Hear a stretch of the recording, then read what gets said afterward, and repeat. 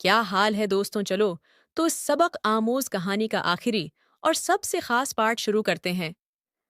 अगर सामान खलवाना ही था तो फिर पैक क्यों करवाया था? मेरी सारी मेहनत बेकार गई। मैंने पूरा दिन लगाकर बड़ी मेहनत से सामान पैक किया था। ओमर कहने लगा, मरियम तुम्हारी अक्ल पर पत्थर तो नहीं पड़े। एक बंदे को एक खास हद तक ही लगेज ले जाने की इजाजत होती है। मेरे सामान पहले ही 20 किलो से ऊपर जा रहा है। ऊपर से मैं उसमें इतने चलगोजे रखूंगा तो उसका वजन बढ़ जाएगा। उसी लिए मेरा कुछ सामान कम करो और इन चलगोजों को मेरे सामान में एड जस्ट करो। पता नहीं किस्टम में भी ये पास हो पाएंगे या नहीं। ऐसा ना हो कि मुझे मुश्किल हो।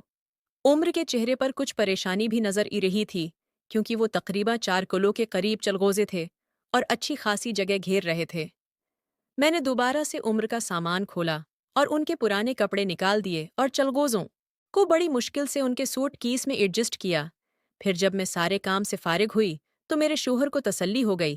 कहने लगे, तुम पैसों की फिक्र न करना, मैं जाते ही मालिक से लेकर तुम्हें भिजवा दूंगा। अब की बार मैंने कुछ न कहा था। थोड़ी ही देर बाद घर रिश्तेदारों से भर गया। मीर से शौहर के जाने का सुनकर सभी मिलने के लिए चले आए थे और फिर हम एयरपोर्ट भी पहुंच गए थे।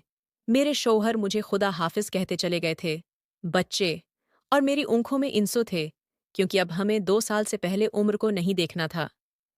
उम्र के जाने के बाद घर खाली खाली लगने लगा था। मैं बहुत ज्यादा उदास थी। बच्चे काफी बड़े हो गए थे। सब अपने कहाँ है, अपने कमरों में पढ़ाई में मसरूफ थे।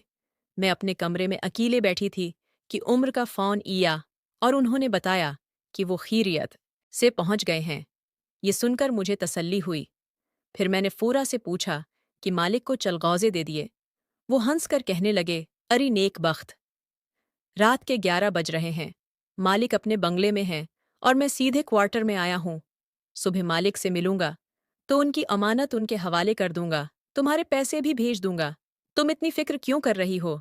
मैंने कहा, फिक्र नहीं कर रही। मैं बस ये जानना चाहती हूँ कि ऐसी भी चलगौज़ों में कौन सी खास बात है जो अब के मालिक ने खुसूसा अब को फ़ोन करके यहाँ से चलगौज़े मंगवाए हैं।